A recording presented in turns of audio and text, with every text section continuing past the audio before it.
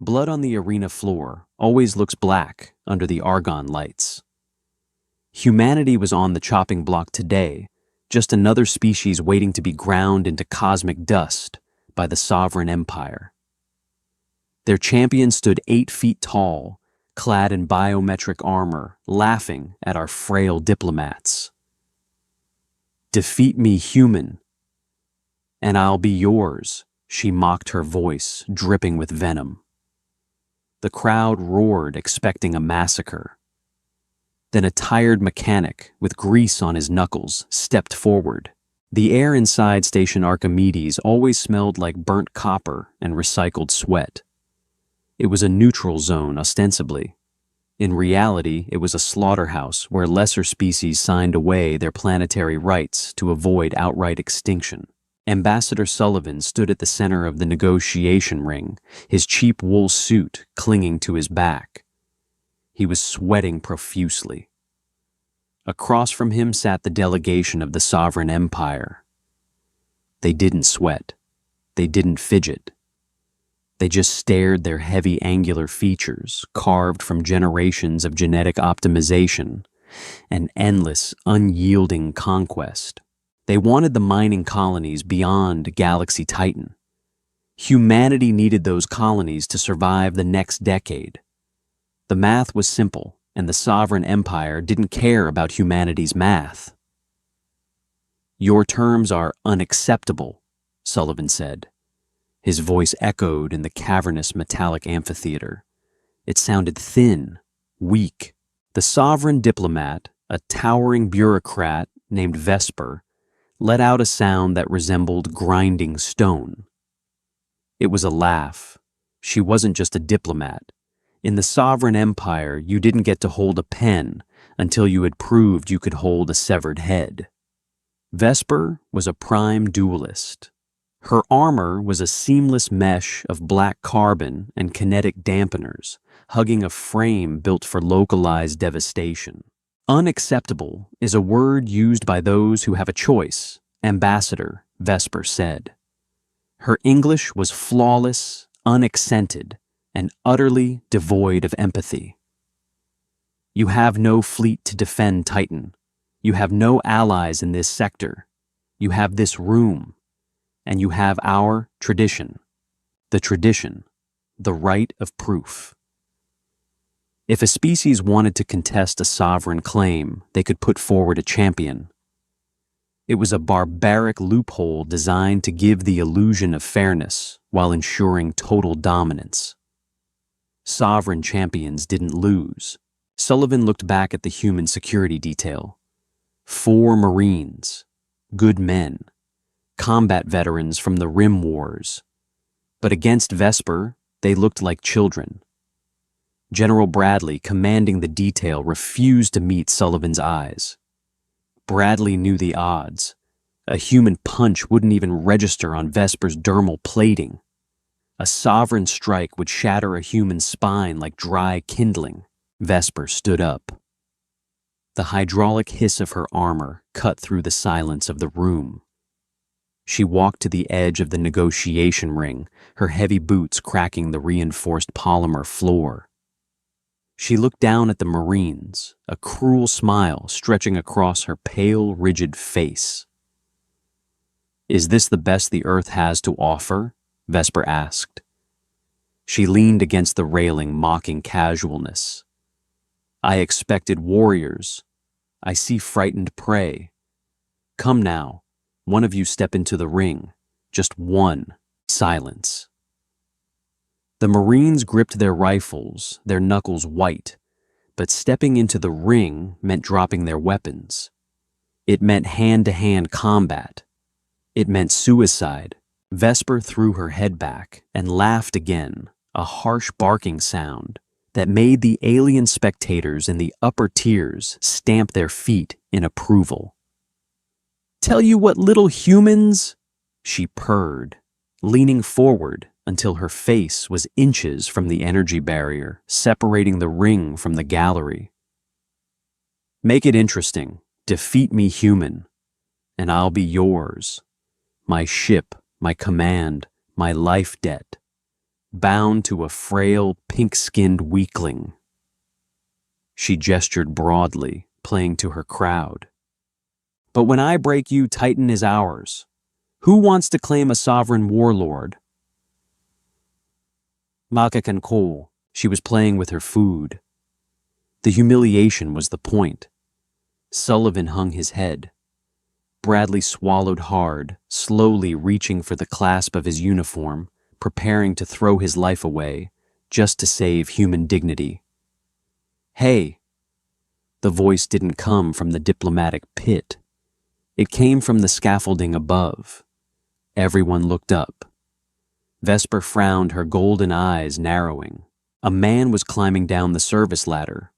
He wasn't wearing a suit or a uniform. He wore stained canvas trousers and a gray thermal shirt. A heavy tool belt hung around his waist, clinking softly as his worn steel-toed boots hit the deck.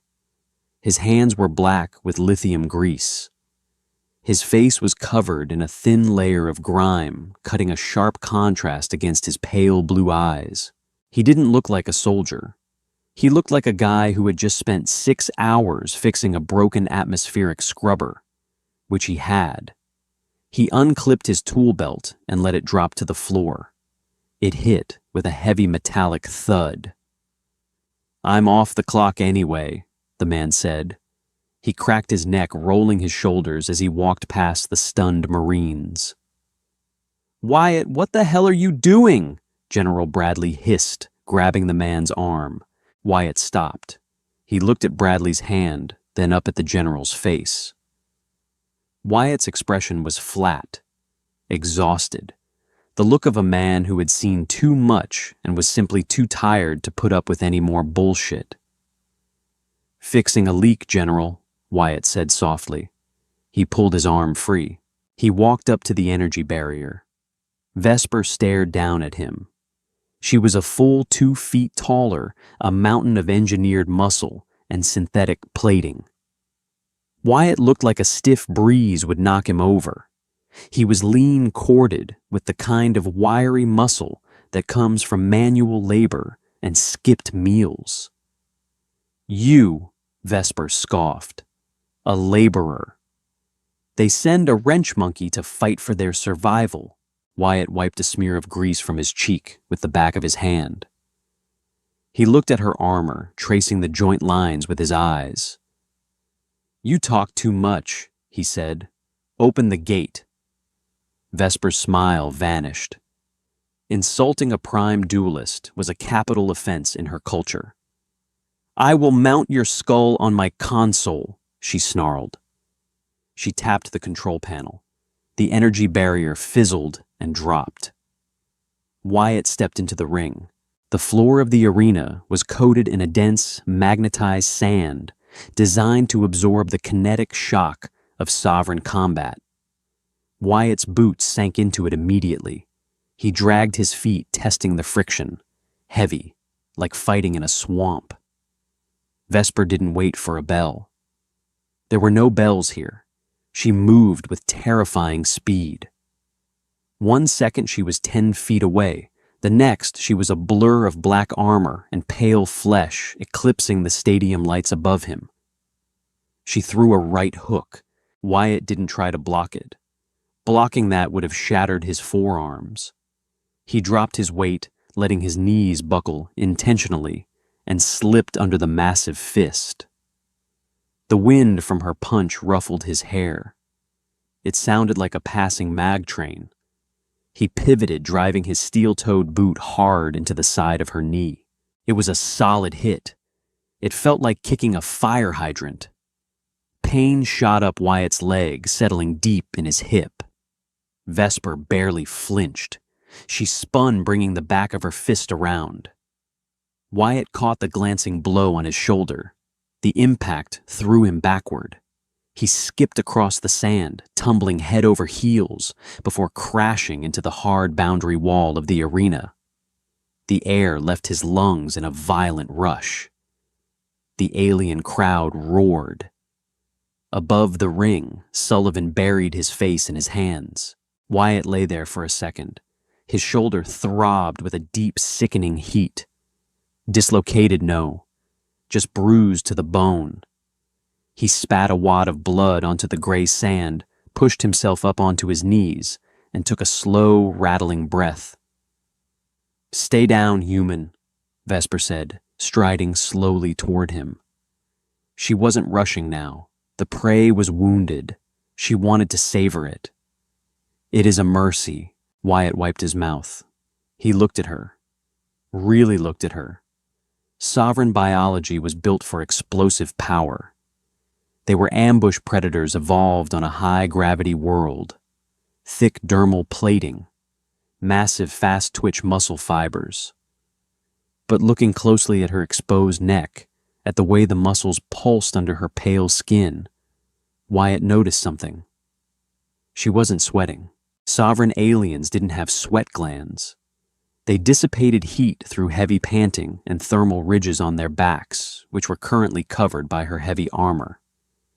She was built for a 10-second fight, a quick, brutal kill. Humans, on the other hand, were persistence hunters. Earth was a crucible that taught early hominids how to jog their prey to death under a boiling sun. Wyatt stood up. He shook out his right arm, feeling the circulation return. "Is that it?" He rasped, his voice rough. "My grandmother hits harder, and she's been dead for 20 years. Vesper let out a roar of pure fury and charged. This time, Wyatt didn't just dodge. He engaged. He slipped a jab, ignoring the scrape of her armored knuckles against his ear, and stepped inside her guard. He drove a short, brutal elbow into the soft tissue of her armpit, right where the armor didn't cover. She grunted, swatting him away like a fly. Wyatt caught her wrist, using her own momentum to swing himself around behind her. He locked his arms around her massive neck in a rear naked choke. He couldn't crush her windpipe. Her neck was as thick as an oak stump, but he didn't need to. He just needed to weigh her down. He locked his legs around her waist, burying his face between her shoulder blades, holding on for dear life. Vesper thrashed. She reached back, grabbing his canvas jacket, tearing the fabric. She slammed herself backward against the arena wall, trying to crush him. Wyatt took the impact. His ribs cracked. The sound was loud enough to hear over the crowd. A blinding flash of white light exploded behind his eyes. He screamed through clenched teeth, but he didn't let go. He tightened his grip. She slammed him again. Another rib gave way. Wyatt tasted copper.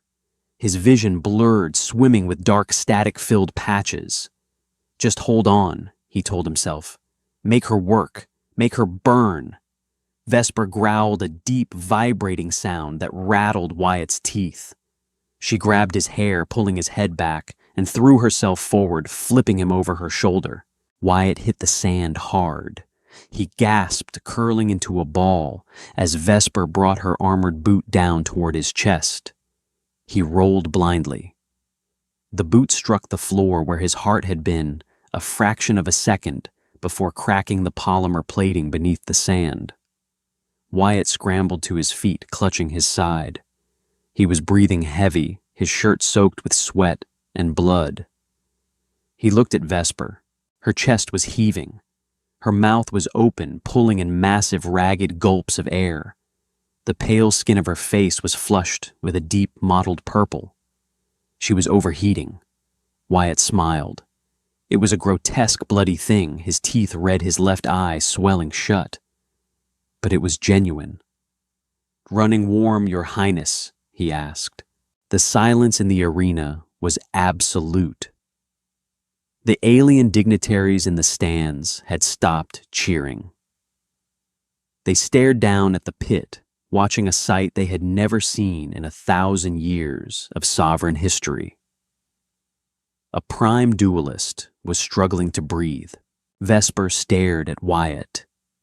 The arrogance was gone from her golden eyes, replaced by a flickering primal confusion. Why wasn't he dead? She had hit him with enough force to cave in a heavy transport hull. She had broken his bones. He was bleeding from a gash above his eye. His breathing sounded like a dying engine, and yet he was smiling. "You are broken," Vesper stated, her voice losing its smooth resonance, rough with heavy pants. "Fall. I've worked 20-hour shifts in a depleted uranium mine." Wyatt spat, keeping his distance, circling her slowly to his right. "This is a vacation," Vesper lunged. It was fast, but not as fast as before. The heat was trapped inside her armor, cooking her muscles, flooding her system with lactic acid. Wyatt read the telegraph. He stepped back, letting her overextend. As her massive fist swung past him, he stepped in and drove an uppercut squarely into her floating ribs. He put everything he had into it, pushing off his back foot, using the kinetic chain of his entire body. His knuckles shattered against her dermal plating. Wyatt bit down on a scream, swallowing the agony. He didn't pull back. Instead, he grabbed the edges of her breastplate with his good hand and pulled her into a clinch. He shoved his head right under her chin, keeping his center of gravity low. It was ugly. It wasn't martial arts. It was a street fight born in the gutters of off-world colonies. Wyatt stomped on her toes with his steel boots. He drove knees into her thighs. He stayed glued to her, forcing her to carry his weight, denying her the space she needed to strike. Vesper hammered her fists into his back and kidneys. Each blow sent shockwaves of agony through Wyatt's system. He felt internal bruising blossoming his kidneys, screaming in protest. But the blows were getting weaker, slower. She was suffocating in her own heat. "Get off me!" She roared, a sound tinged with genuine panic. She grabbed his shoulders and shoved with all her remaining strength. Wyatt let himself be thrown. He slid backward across the sand, collapsing onto one knee. His right hand was a swollen, useless lump of bruised meat. His ribs ground together with every breath. He was running on pure adrenaline and spite. He looked up. Vesper was staggering. She clawed at the clasps of her neck guard, trying to pop the seals to let the trapped heat escape. Her fingers were clumsy, trembling. Her massive chest heaved desperately, pulling in the stale, oxygen-poor air of the station. She couldn't cool down. The armor that made her invincible was now a furnace. Wyatt forced himself to stand. His left leg trembled, threatening to give out. He locked his knee. He forced his spine straight. He dragged his heavy air-starved lungs full of oxygen, his body utilizing millions of years of evolutionary advantage.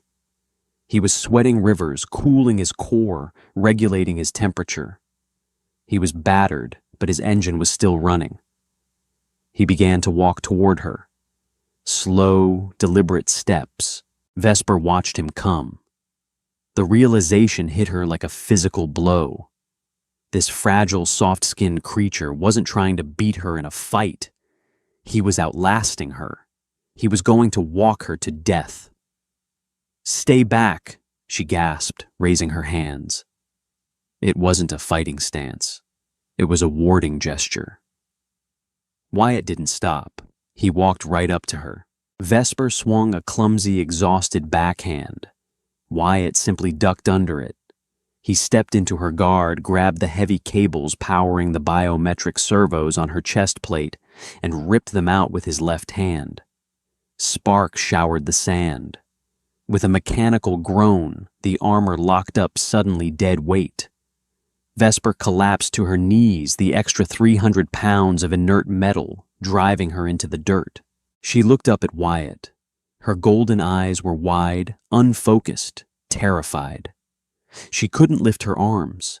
She could barely breathe. Wyatt stood over her. He was swaying slightly, blood dripping from his chin onto the black sand.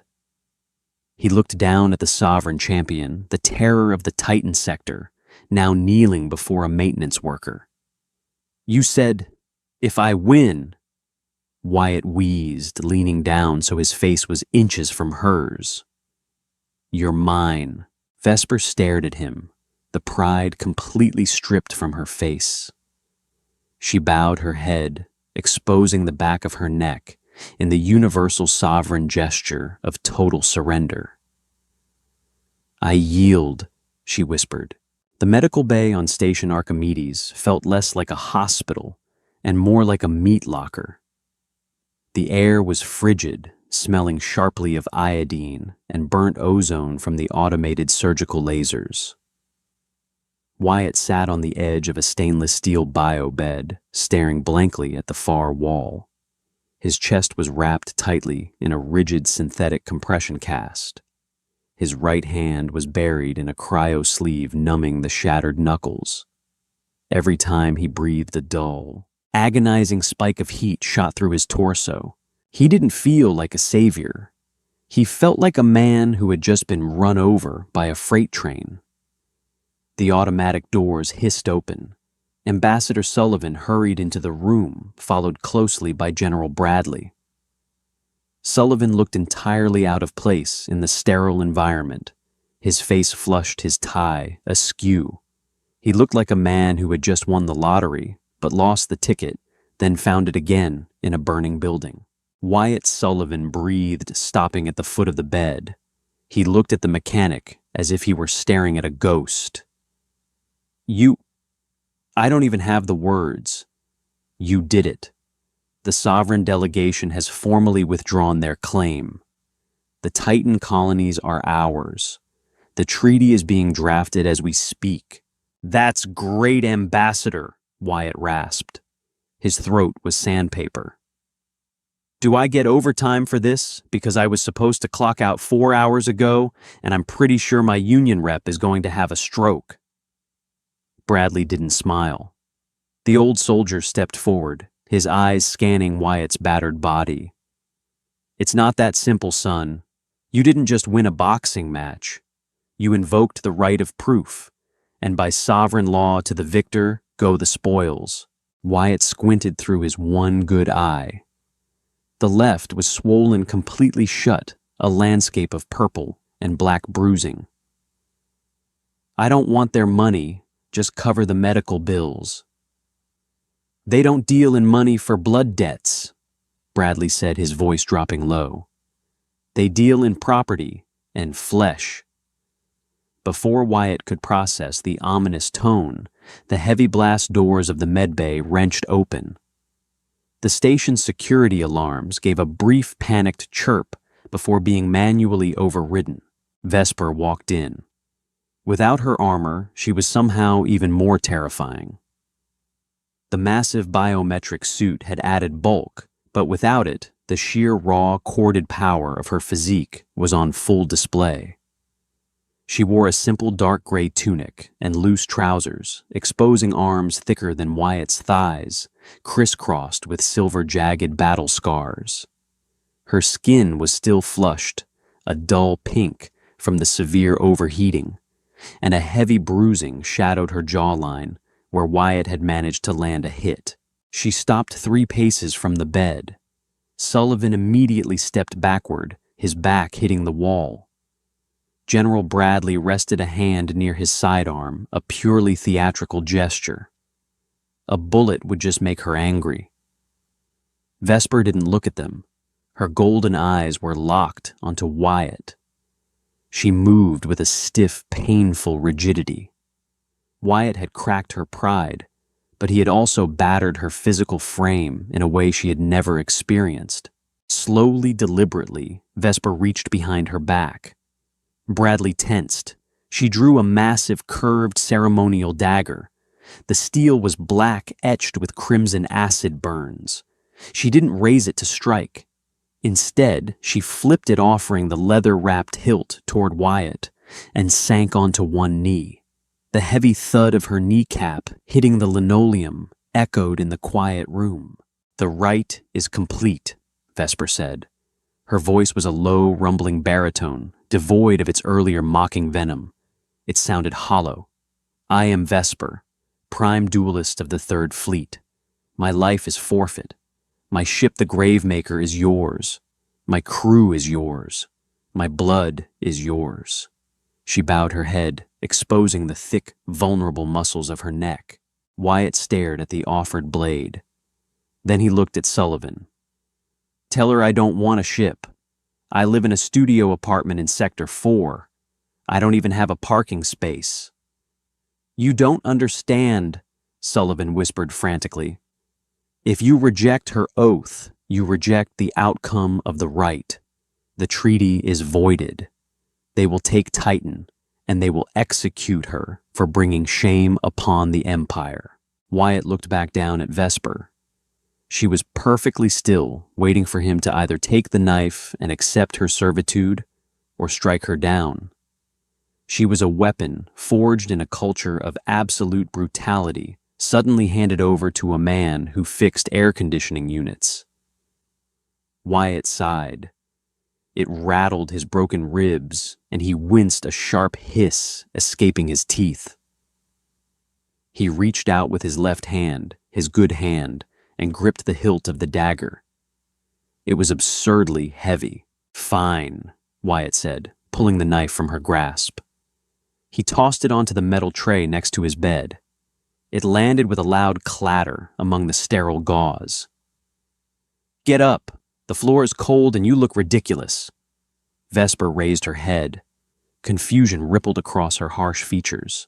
In her culture, a victorious warlord would immediately brand his new property, or at the very least command them to perform a grueling task. "You do not claim me with blood?" she asked, her brow furrowing. "I've seen enough blood today," Wyatt said, swinging his legs carefully off the side of the bed. The cold floor sent a shock up his bare feet. "Ambassador finalized the Titan paperwork. General, get my toolbox from the arena. Vesper, you said you have a ship." "The Gravemaker," she confirmed, standing up. She towered over him, easily dwarfing him in height and mass.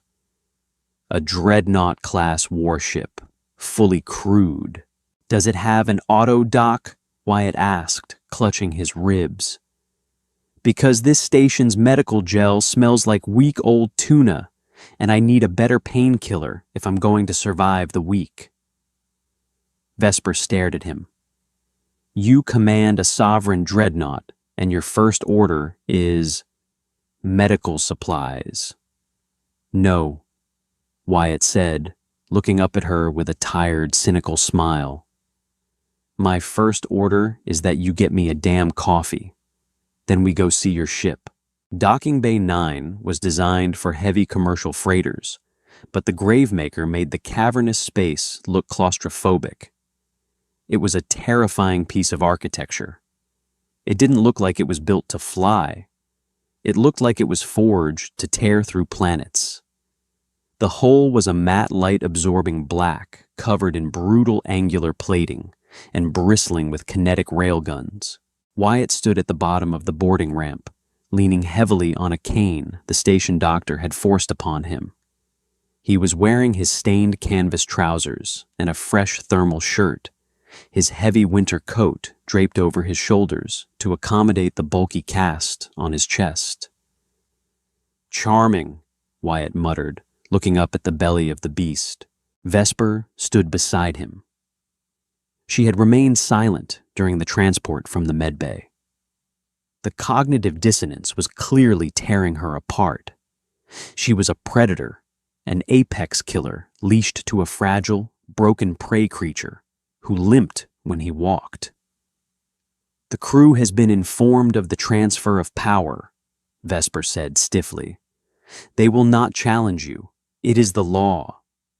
"Right, because heavily armed mercenaries always follow the rules," Wyatt replied dryly. "Lead the way." They ascended the ramp.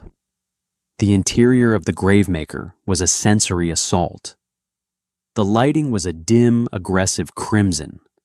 The gravity plating was dialed up high, making Wyatt's boots feel like they were cast in lead. The air was hot and thick-smelling of sulfur-hot oil and stale copper.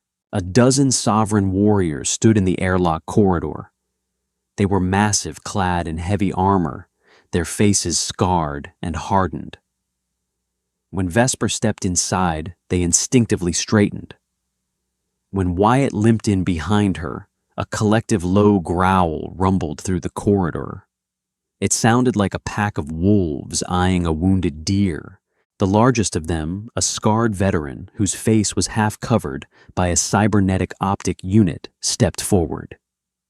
"Prime," he grunted to Vesper, intentionally ignoring Wyatt.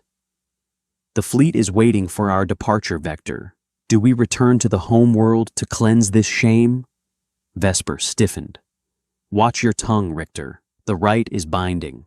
This human is the Prime now. You address him." Richter looked at Wyatt. His lip curled, exposing sharp, serrated teeth. "This a light breeze would break its spine. It cannot hold a plasma rifle. It is an insult to the Gravemaker." Wyatt didn't shrink back. He was in agony, exhausted, and running out of patience. He stepped around Vesper, ignoring her warning hand, and stopped right in front of Richter.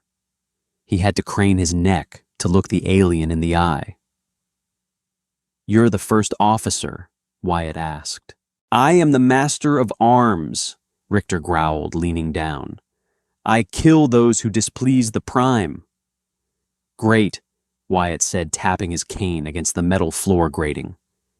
"Then you can explain to me why your port-side plasma manifold sounds like a dying washing machine."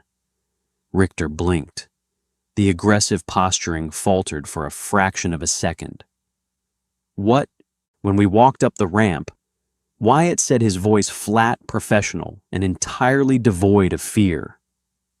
"The idle vibration under the deck plates. It's out of rhythm. A 3-second stutter followed by a high-pitched whine. Your primary coolant loop is blocked, or your magnetic containment field on the port thruster is fluctuating. If you jump to light speed with that stutter, the backblast will cook the lower decks and incinerate half your crew, including you." The corridor went dead silent. Richter looked at Vesper, then back to Wyatt. "Our engineers have reported a minor thermal variance," Richter said defensively. "It is within acceptable combat parameters." "Combat parameters?" Wyatt scoffed, a genuine bitter laugh escaping his chest. "Listen to me, you overgrown tin can. Physics doesn't care about your combat parameters. Heat is heat. Pressure is pressure. You run that engine hot, it melts. Period." Wyatt pushed past Richter. The massive alien actually stepped aside, confused by the sheer audacity of the frail human. "Take me to engineering," Wyatt ordered, not looking back. "And get someone to adjust the gravity in the central corridors. I'm not carrying around an extra 50 pounds just so you guys can feel tough." Vesper watched him walk down the corridor. His limp pronounced his posture, crooked. In the Sovereign Empire, leaders ruled through intimidation, violence, and fear. Wyatt had none of those tools, but as he stood in the heart of an alien warship, surrounded by killers who despised him, he didn't cower. He complained about their maintenance schedule. She caught up to him, matching his slow pace. "You understand machines," she noted, her tone lacking its usual edge. "I fix things," Wyatt corrected, leaning heavily on the cane. "Machines, pipes, scrubber units. I don't break things for a living, Vesper. I keep the lights on, and right now your ship is a fire hazard." "The Gravemaker has conquered 7 worlds," Vesper said proudly. "And apparently hasn't had an oil change since the first one," Wyatt shot back. "Where's the engine room? Let's see if your mechanics are as arrogant as your soldiers." For the first time since she had been bested in the arena, the ghost of a smirk touched Vesper's lips. "This way, Prime." The Gravemaker slipped its moorings from Station Archimedes and began the long burn toward the Titan colonies. The journey would take 6 standard days. For Wyatt, it was 6 days of navigating a powder keg with a lit match. The Sovereign crew didn't respect him. They tolerated him. They followed the strict, unyielding laws of their culture, but Wyatt could feel the resentment radiating off them in the mess hall, the corridors, and the command bridge. He was a constant walking reminder of their ultimate humiliation. Wyatt spent most of his time in the engineering bay. It was the only place on the ship that made sense to him. The Sovereign engineers, initially hostile, slowly grew begrudgingly silent when Wyatt, working one-handed, optimized their fuel injection algorithms, increasing the ship's sublight speed by 4%. He didn't order them around. He just grabbed a wrench, pointed out the structural flaws, and got his hands dirty. Vesper shadowed him constantly. She was his sworn shield now. It was a role that gnawed at her. She was used to standing on the bridge, plotting bombardments and ground assaults. Now she stood in the hot, oily bowels of the ship, watching a human trace conduit lines. On the third cycle, things boiled over. Wyatt was in the mess hall. He had carved out a small corner table for himself. The Sovereign diet consisted mostly of raw, heavily spiced proteins that smelled like copper and sulfur. Wyatt had brought a crate of human military rations. He was currently choking down a packet of lukewarm, reconstituted beef stew, reading a datapad on Sovereign Shield harmonics. Vesper sat across from him. She wasn't eating. She was watching him. "You do not consume enough calories to maintain muscle mass," Vesper stated abruptly. "I don't have much muscle mass to maintain," Wyatt replied, not looking up from the screen. "Besides, your food would probably melt my colon." Heavy footsteps echoed against the steel floor. Richter, the master of arms, marched across the mess hall. He was flanked by 2 other warriors. The ambient chatter of the room died instantly. Every golden eye turned to the corner table. Richter slammed a heavy gauntleted fist onto Wyatt's table. The plastic tray of human rations bounced. "We approach the outer edge of the Titan sector," Richter rumbled. His cybernetic eye whirred, focusing on Wyatt's broken face. "The High Command has transmitted orders. We are to rendezvous with the local fleet and prepare for the orbital bombardment of the human mining colonies." Wyatt finally looked up. He set the datapad down slowly. The treaty was signed. Titan is human territory. The treaty was signed by politicians. Richter sneered. "Our High Command does not recognize the authority of a frail mechanic. They consider Vesper's loss a localized anomaly, an embarrassment to be purged. We have orders to relieve you of command, jettison you out the airlock, and resume the conquest." Wyatt looked at Vesper. "Is this standard procedure?" Vesper stood up. The chair scraped violently backward. She didn't draw a weapon, but the sudden shift in her posture made the 2 warriors behind Richter instinctively take a half-step back. "It is treason," Vesper said, her voice dropping to a dangerous lethal register. "The right of proof is absolute. To break it is to spit on the ancestors." "You are no longer Prime Vesper," Richter said, turning his bulk toward her. "You are a slave to a weakling. High Command has declared you broken. I am taking the ship." Richter moved fast, his hand dropping to the heavy plasma pistol at his hip. He never cleared the holster. Vesper closed the distance in a fraction of a second. She didn't use the grand sweeping strikes she had used in the arena. This was close quarters assassination. She drove the heel of her hand upward, smashing into the underside of Richter's jaw. The crack of bone was like a gunshot. As Richter's head snapped back, Vesper stepped inside his guard, grabbed his armored chest plate, and swept his legs out from under him. The massive alien crashed to the deck. Before he could recover, Vesper drove her knee into his sternum, pinning him, and drew her ceremonial dagger. She pressed the acid-etched black steel against his throat, right where the armor met the flesh. The two warriors with Richter raised their rifles, leveling them at Vesper. Wyatt didn't dive for cover. He didn't shout. He carefully pushed his chair back, winced as his ribs ground together, and stood up. He picked up his cane and limped over to the tangled pile of bodies. "Put the guns down," Wyatt said to the two warriors.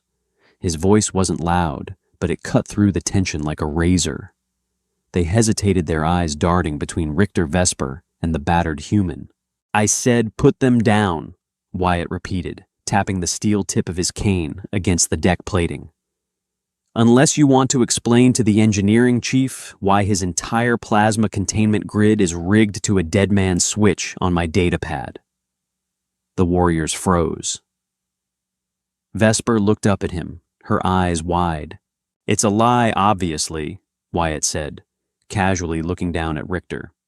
"I don't have the clearance codes to bypass your mainframe, but I did spend the last 3 days elbow deep in your primary coolant lines. Do you really want to risk shooting me to find out if I unscrewed the wrong valve?" The Sovereign warriors looked at each other. They were bred for combat, not technical analysis. They slowly lowered their rifles. Wyatt looked down at Richter, who was glaring at him with pure hatred from beneath Vesper's knee. "You have a fundamental misunderstanding of power, Richter," Wyatt said. He leaned heavily on his cane. "You think power is the ability to break things. That's easy. Any idiot can break a bone or pull a trigger. Real power is the ability to keep the engine running when everything else is falling apart. I own this ship. I own you. Not because I can beat you in a fight, but because without me, you're flying a ticking bomb." Wyatt looked at Vesper. "Let him up." Vesper hesitated. "He challenged your claim. The penalty is death." "I don't need a corpse. I need a master of arms," Wyatt said. "Let him up." Slowly, reluctantly, Vesper lifted her knee and holstered her dagger. She stepped back, placing herself perfectly between Richter and Wyatt. Richter scrambled to his feet, rubbing his jaw. He looked at Wyatt, the sneer gone, replaced by a dark, cautious wariness. "You tell High Command," Wyatt said, his voice dropping to a cold, hard whisper, "that the Gravemaker is honoring the treaty. If they want Titan, they have to come through me. And if they come for me, I won't fight them in a ring. I'll rip the engines out of their ships from the inside out." Wyatt turned his back on the Master of Arms and limped back to his table. He sat down heavily, picking up his spoon. "Vesper," Wyatt called out, not looking back. "Sit down. Your food is getting cold." Vesper stared at his back for a long moment. She had been bred to serve strength. For the first time in her life, she was beginning to realize that strength didn't always wear heavy armor. Sometimes it wore stained canvas and carried a cane. She walked back to the table and sat down. "You are reckless," she muttered, picking up a piece of the raw spiced meat. "I'm tired," Wyatt corrected. He pulled a small silver foil packet from his pocket and tossed it across the table. It landed next to her tray. Vesper looked at it. "What is this? Heat sink patch. Medical grade," Wyatt said, taking a bite of his stew. "I saw you rubbing your neck earlier. Your thermal ridges are still inflamed from the arena. Stick that on the back of your neck. It'll draw the heat out, reduce the swelling." Vesper stared at the small packet. In the Sovereign, military injuries were weakness. You hid them or you died because of them.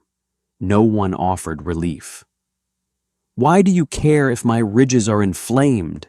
she asked, genuine suspicion in her voice. "Because you're my sworn shield," Wyatt said, meeting her eyes. "A mechanic takes care of his tools. If you run hot, you break down. Pace yourself." Vesper slowly picked up the patch. She peeled the backing off and applied it to the nape of her neck. A sudden, intense, soothing cold rushed through her system, dulling a persistent ache she hadn't realized was exhausting her. She closed her eyes for a brief second, letting out a soft sigh. When she opened them, Wyatt was back to reading his datapad. "Titan space in 3 days," Wyatt murmured. "Let's hope High Command is reasonable. I really hate working weekends." Space didn't roar when you dropped out of faster-than-light travel. It just settled. The low, bone-rattling hum of the Gravemaker's hyperdrives spooled down into a heavy, metallic throb. Wyatt stood on the command bridge, leaning on his cane. The bridge was a massive amphitheater of black steel and crimson hololiths designed for a giant. He looked absurd standing in the center of it, wearing a grease-stained jacket over his compression cast. But no one was laughing now. Through the massive forward viewport, the gas giant Titan loomed a massive sphere of bruised orange and sickly yellow clouds. And hanging in the void between the Gravemaker and the planet was the Sovereign blockade. 3 dreadnoughts, 12 heavy cruisers, a swarm of interceptors buzzing around them like angry hornets. They formed a literal wall of black iron, their weapons batteries glowing with the dull, angry heat of charged plasma. Down below, huddled on Titan's frozen moons, the human mining colonies were completely defenseless. "They have locked onto our signature," Hayes, a scarred Sovereign communications officer, announced from his terminal. His thick fingers flew across the control board. "Incoming transmission from the flagship Imperator. It is Admiral Cross." "Put him on screen," Wyatt said. He shifted his weight off his bad leg.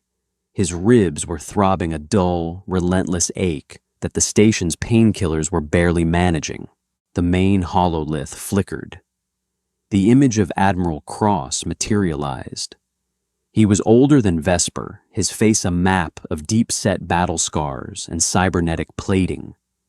His uniform was immaculate, heavy with the metals of 100 ruined worlds. He didn't look angry. He looked profoundly disappointed. Cross's golden eyes swept over the bridge of the Gravemaker, lingering on Vesper, who stood stoically at Wyatt's left side, before finally settling on Wyatt himself. "I am told a human mechanic managed to survive a duel with one of my prime duelists," Cross said. His voice was a deep, synthetic rumble that echoed through the bridge. "I assumed the reports were exaggerated, yet here you stand, a frail, broken thing dirtying the bridge of my finest warship." "It's my warship now, Admiral," Wyatt said. He didn't yell. He spoke with the tired, flat cadence of a man dealing with a difficult customer at a repair shop. "The treaty was signed on Archimedes. The right of proof was honored. Titan belongs to Earth. You're trespassing." Cross let out a sound like grinding metal, a laugh. "The right of proof is an artifact human, a tradition meant to weed out weakness within our own ranks. It was never intended to hand our military assets over to a lesser species. Your victory was a fluke, a mathematical error, and I am here to correct it." "By bombarding unarmed miners?" Wyatt asked. "By annihilating the infection," Cross corrected coldly. "You will surrender the Gravemaker.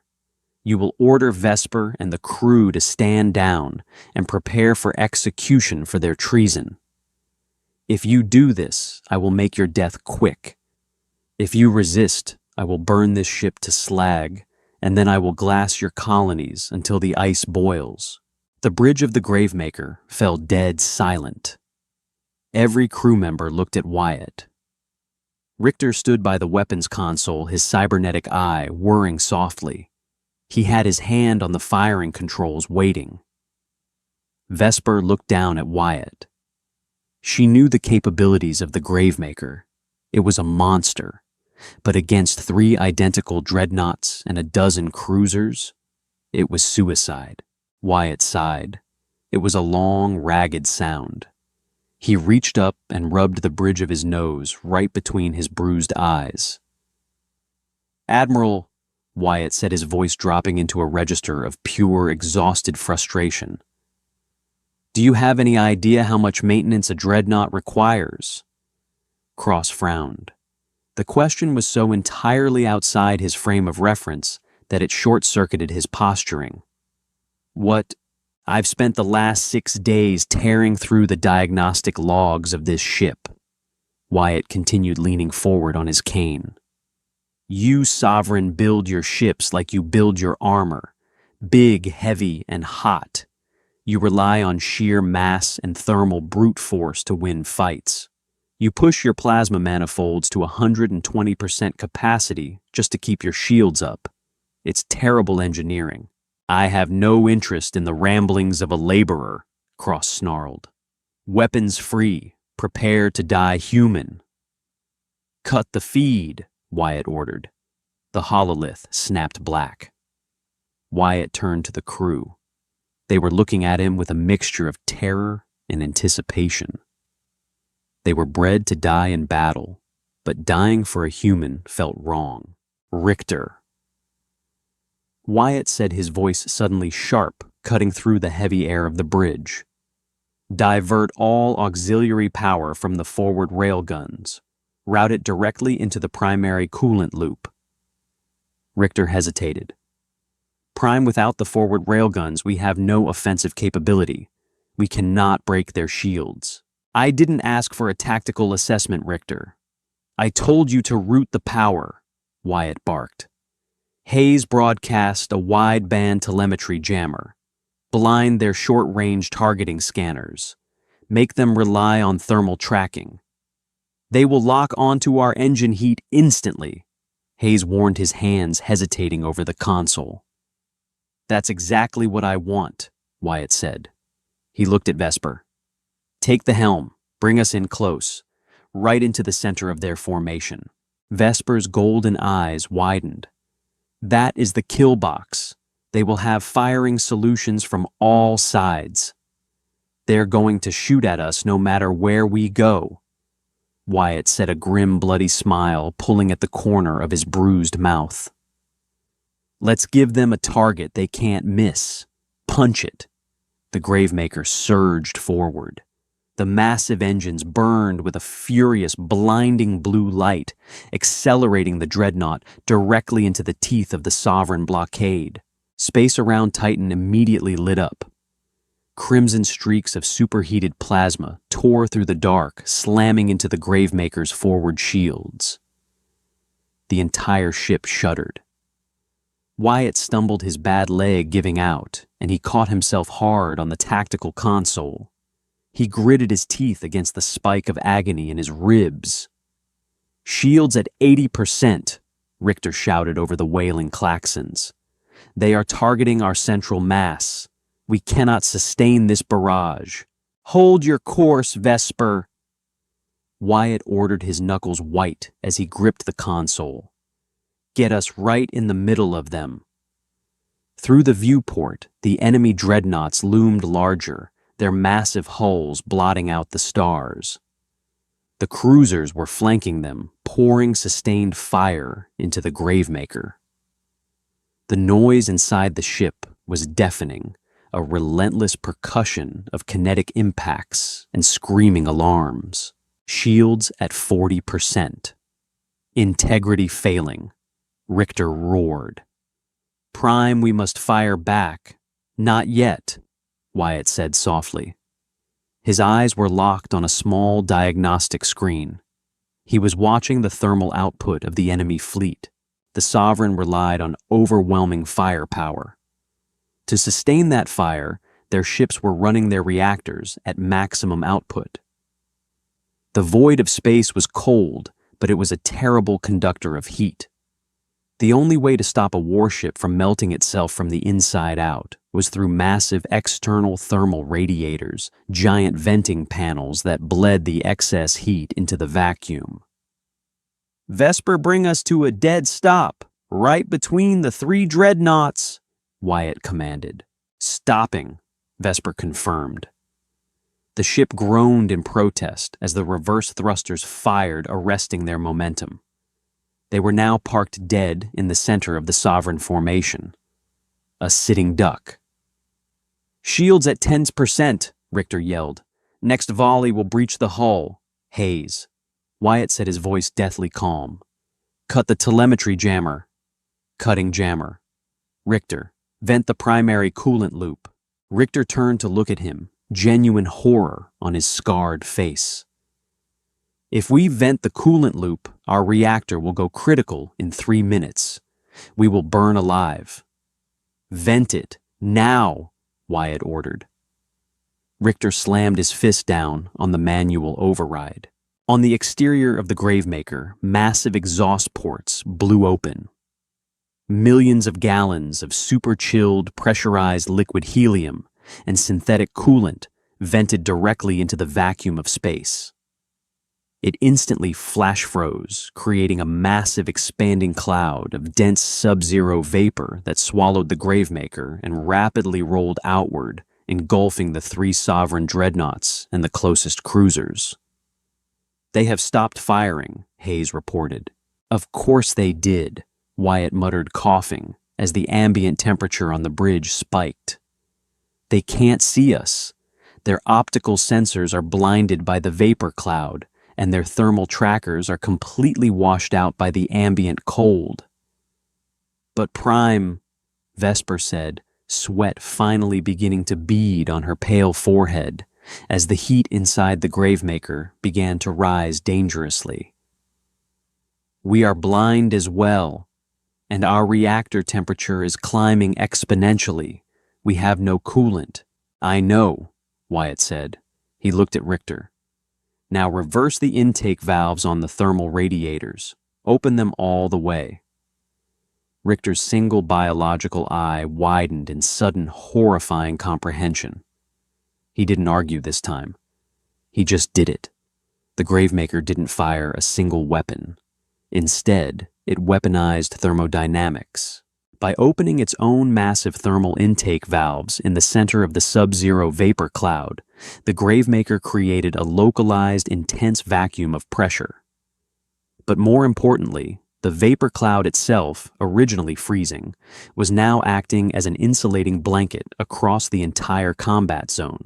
The Sovereign enemy ships were still running their reactors at maximum output from the heavy bombardment.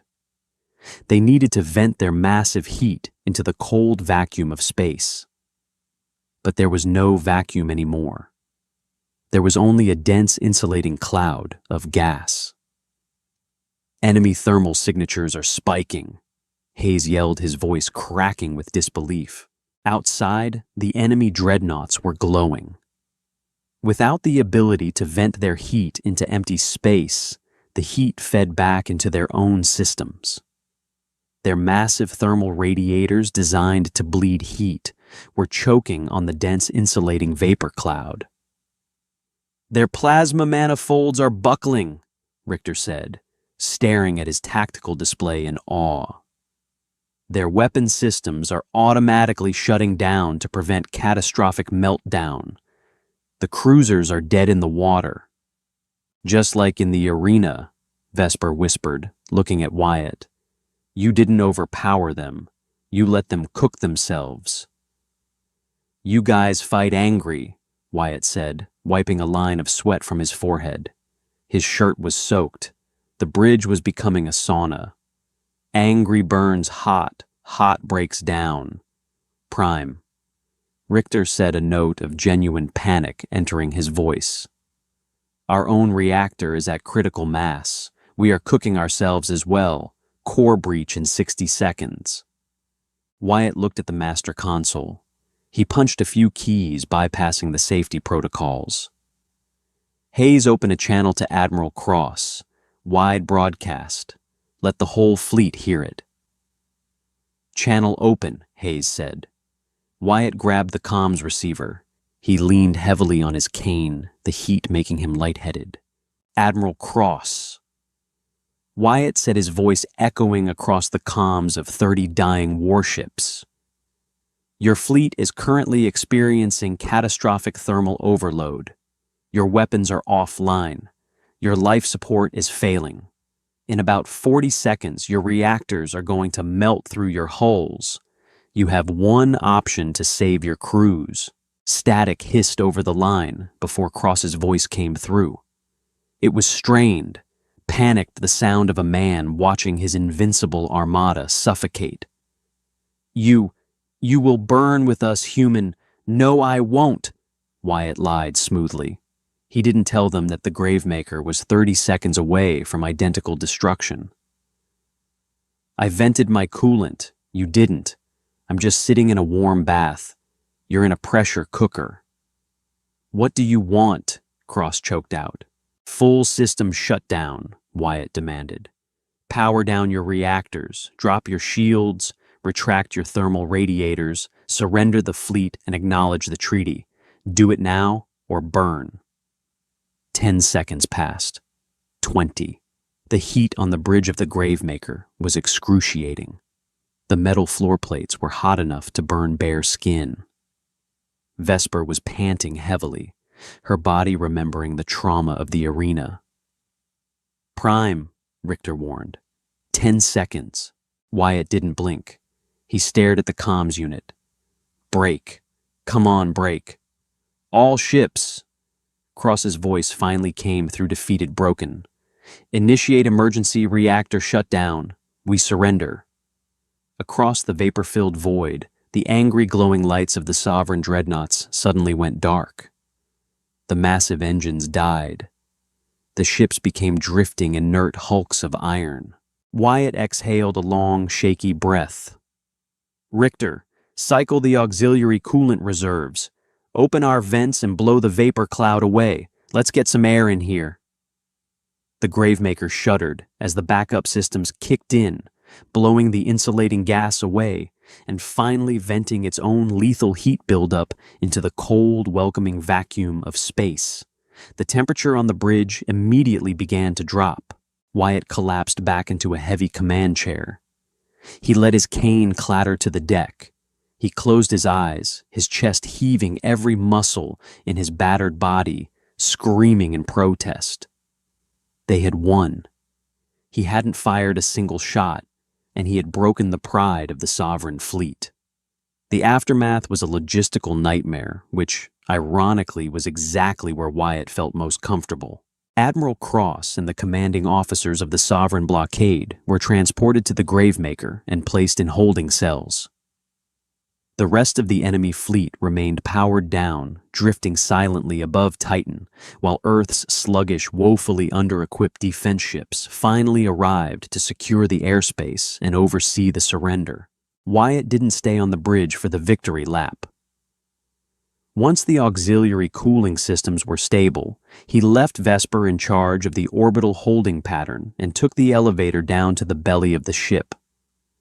The engineering bay of the Gravemaker was a cathedral of machinery.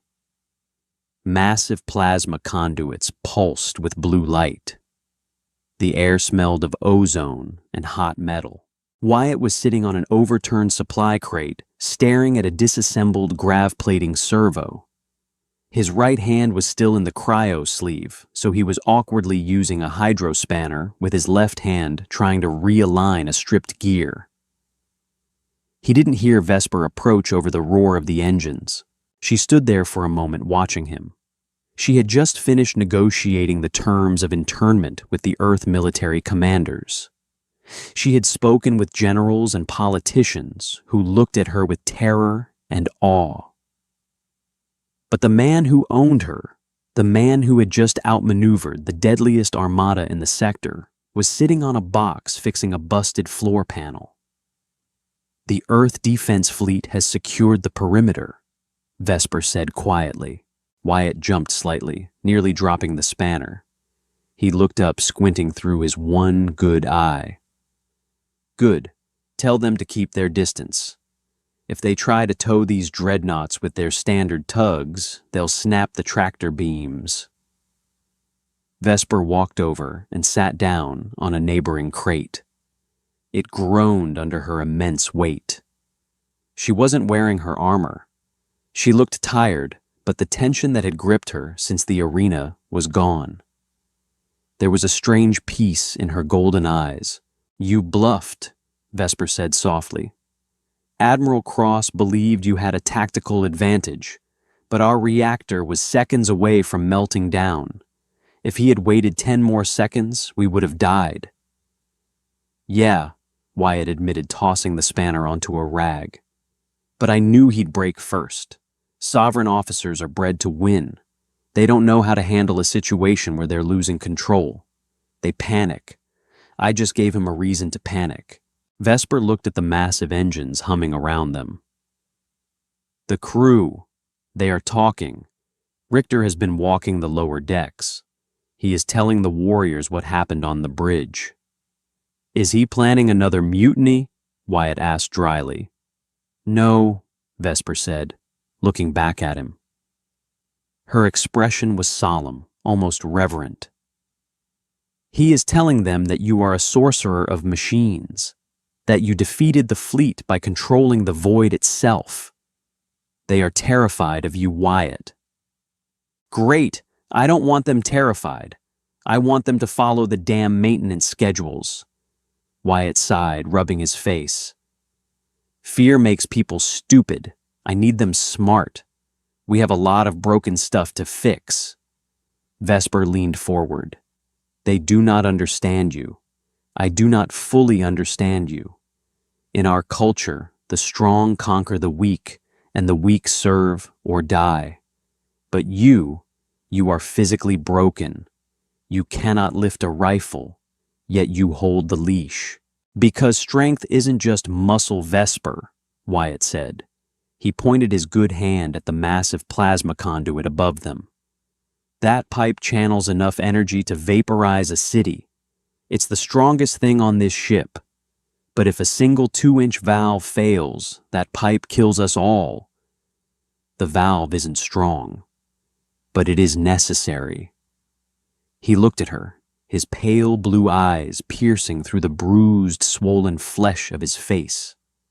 "Your empire is obsessed with the pipe," Wyatt said softly. "You build the biggest, hottest, most destructive things in the galaxy. But you don't take care of the valves. You don't take care of the people at the bottom who keep the engine running. You push until something breaks, and then you throw it away." Vesper stared at her hands. The heavy, calloused hands of a killer. She thought of her armor, the heat trapped inside it, the suffocating arrogance that had led to her downfall in the arena. She thought of Admiral Cross burning his own ships because he couldn't adapt. "What happens now?" Vesper asked. "The treaty is secured.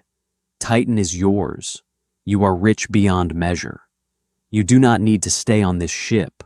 Wyatt looked around the engineering bay. He saw the grease stains on the deck, the tangled wires, the beautiful, terrifying complexity of a sovereign dreadnought. It was a mess. It was a disaster waiting to happen. He couldn't leave it. It was in his blood. "I'm staying," Wyatt said, picking the hydrospanner back up. "This ship is a mechanical nightmare. If I leave you, idiots are going to blow yourselves up in a week." Vesper smiled. It was a rare expression on a sovereign face, but it looked genuine. "Then I remain your sworn shield Prime." "Don't call me Prime," Wyatt said, leaning over the disassembled servo. "Call me Chief." Vesper stood up. She towered over him, a lethal weapon of war bound to a fragile human. She didn't bow her head this time. She stood tall, her chest swelled with a new kind of pride. "Understood, Chief," she said. "I will go inform Richter that he missed a diagnostic cycle on the port thrusters. Tell him if he misses it again, I'm cutting his meat rations," Wyatt muttered, turning a bolt. Vesper walked out of the engineering bay. Wyatt listened to her heavy boots echoing down the corridor. He felt the deep, steady thrum of the Gravemaker's engines vibrating through the soles of his boots. He was 1,000,000 miles from Earth, sitting in the belly of an alien warship, surrounded by a crew of killers. For the first time in his life, he felt right at home. Wyatt didn't need a plasma rifle to conquer a dreadnought. He just needed a wrench and sheer human stubbornness. He proved that true power isn't about breaking things. It's about knowing how to keep them running. Did you love this gritty blue-collar take on human resilience? If Wyatt's mechanical mastery blew your mind, hit that like button, smash subscribe, and share this video with your sci-fi loving friends. Drop a comment below. What alien tech would you try to fix first? Keep your engines cool, and we'll see you in the next adventure beyond Galaxy Titan.